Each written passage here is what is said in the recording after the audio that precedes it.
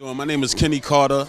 Live, I am the executive director and founder of Faith, Fathers Alive in the Hood. This is an organization that I've started in 2011, so I could kindly say that we have over 10 years of experience in these streets.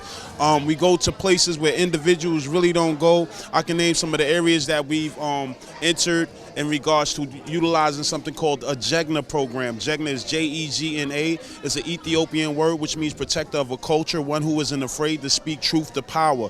We empower our young boys with the tools to be able to become men, right? Because we understand that young boys at this time in their lives need positive role models to be able to see, to know what it is to be a man. So in this particular sense, with Faith, we have been able to create a model which was a deterrent, a violence deterrent model, which means that we give our participants at times some type of an incentive so that they can keep coming back, and actually have that will and want to be able to make that transition from boyhood to manhood. It's a 12-week program that we run.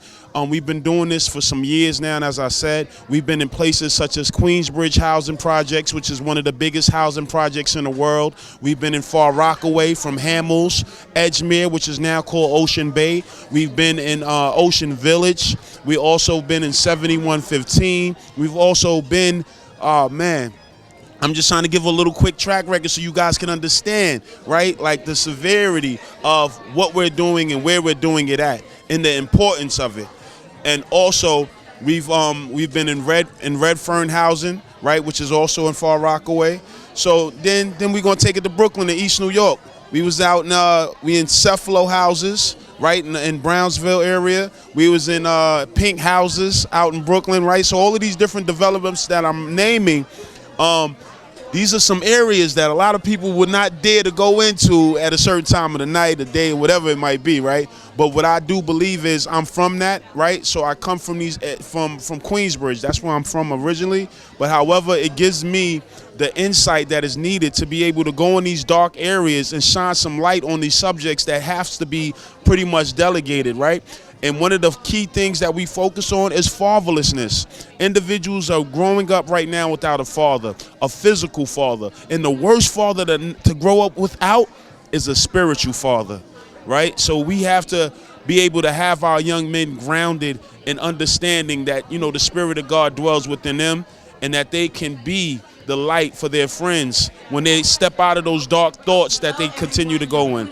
As I said, my name is Kenny Carter. My organization is Fathers Alive in the Hood. You can look us up at fathersaliveinthehood.org. That's our website, and anything on social media, Fathers Alive in the Hood. That's all I can say at this point. If you want to look around, see it, please understand, follow us and get involved. We need more men, I promise you. 2006.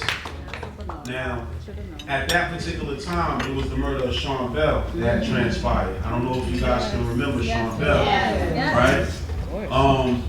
And in that time, it was just like, 50 shots. I'm like, I'm from South Jamaica. Well, I was raised in Queensbridge, but I'm from South Jamaica, Queens, right? My family used to have a spot on 110 America called the College Club back in the days. I don't know how many people old might remember that, but my grandfather's situation.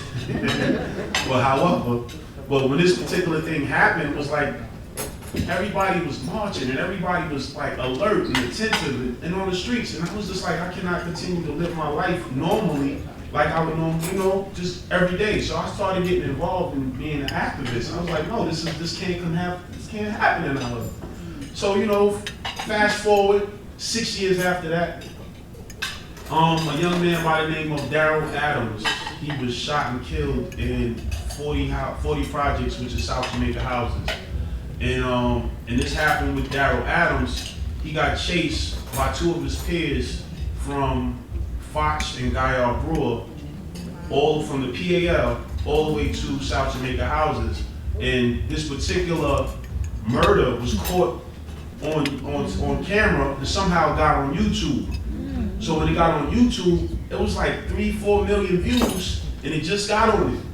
So I'm like, how can somebody watch this so many times? This young man getting shot in front of a building, and then you see another young man come back, double back, shoot him again, and then he runs, and then the police come in minutes, real quick on the response.